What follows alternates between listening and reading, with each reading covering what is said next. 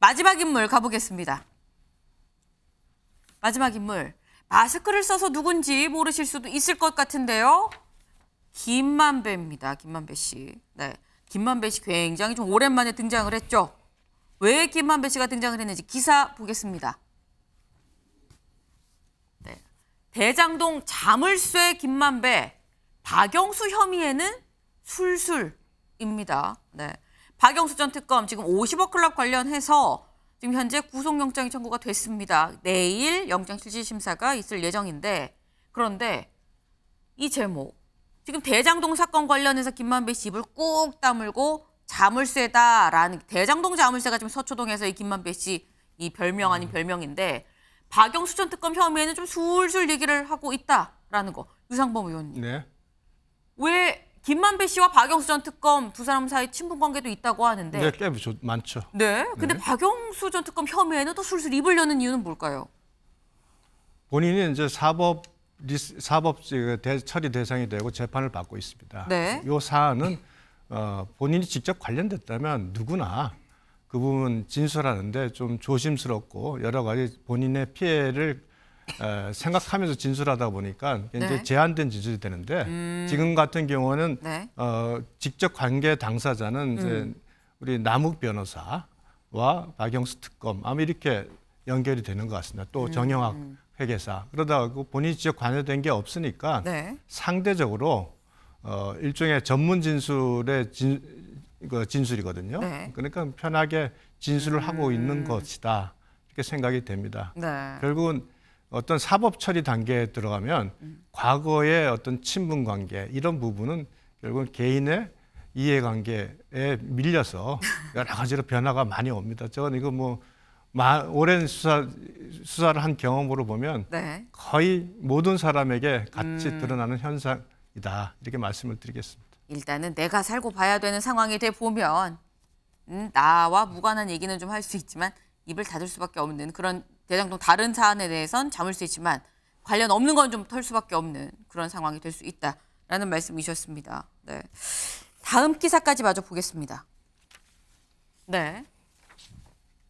50억 클럽 박영수 휴대전화 파손 PC 기록 폐기 정황입니다. 네.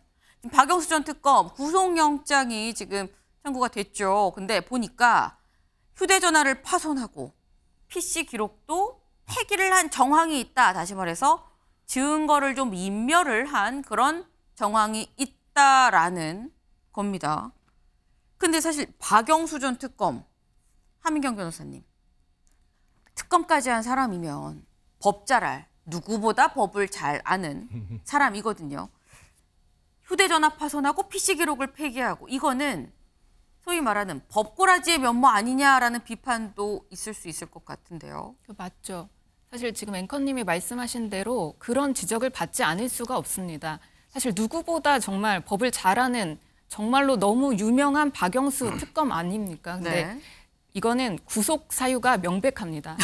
왜냐하면 휴대전화를 파손하고 수사에 앞둬서 이제 PC를 이제 은폐하고 이거 누가 봐도 그 안에 정말 핵심 증거가 있기 때문에 파손하고 폐기하고 은폐하고 이런 네. 것 아닙니까? 이렇기 때문에 박영수 특검 같은 경우에는 구속을 앞두고 있다, 임박했다 이렇게 봐도 과언이 아닐 그런 정도라고 생각을 합니다. 네, 이상식 실장님. 예. 근데 그럼 검찰 입장에서는 지금 말씀처럼 아유 뭐 구속 곧 앞두고 있다라고 말씀하시고 검찰도 자신하고 있는 그런 상황이라고 하는데 하지만 아까 말씀드린 것처럼 법 잘 알, 이 사람처럼 법을 잘 아는 사람이 또 대한민국에 손에 꼽을 수 있는 거거든요. 과연 구속이 될 것이냐 여부는 다를 수도 있어요. 예, 뭐 박영수 특검이 아무리 법꾸라지라도 검찰에서 지금 수사를 하고 있고 지금 증거가 많이 나온 것 같아요. 네. 지금 저는 애초부터 이제 대장동 사건의 몸통은 거대한 법조 비리 카르텔이다. 저는 이렇게 생각하고 있고요.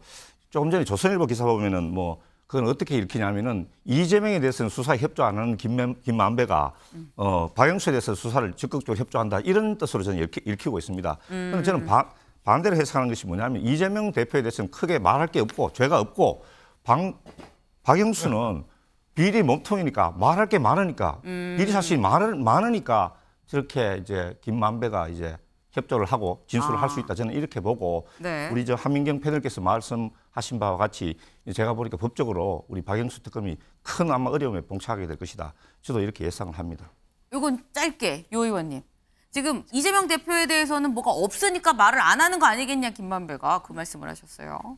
제가 말씀드렸죠. 이재명 대표와 김만배는 지금 사실상 경제 공동체입니다. 한 몸이 되노니까 본인이 그와 관련돼서 본인에게도 법적 책임이 지어지니까 거기에 대해서는 스스로가 방어 기제를 발동할 수밖에 없습니다. 네, 이 정도 아시고. 공동체라서 그런 것이다. 그리고 대장동 비리의 몸체는 원래 그 김만배와 이재명 그 시장 간의 그 특혜가 몸체죠. 이것은 그 이후에 벌어지는 별도의 그 이익을 얻었기 때문에 발생하는 그 사후적인 부분입니다. 이재정 의원님 아주 간략하게. 네, 핵심은 50억 클럽이었죠. 그 수사 미진했던 거 검찰 책임 없지 않죠. 그리고 국민의힘 곽상도 의원 그리고 또 김만배 씨 법조 전문 기자 사실 법꾸라지들의 연대체에 대해서는 무력했던 검찰이 이제 수순을 가야 할 마땅한 수순을 찾아가는 것이길 바랍니다. 네. 오늘 저희가 준비한 소식 여기까지입니다. 오늘도 좋은 하루 보내세요. 수고하셨습니다. 수고하셨어요.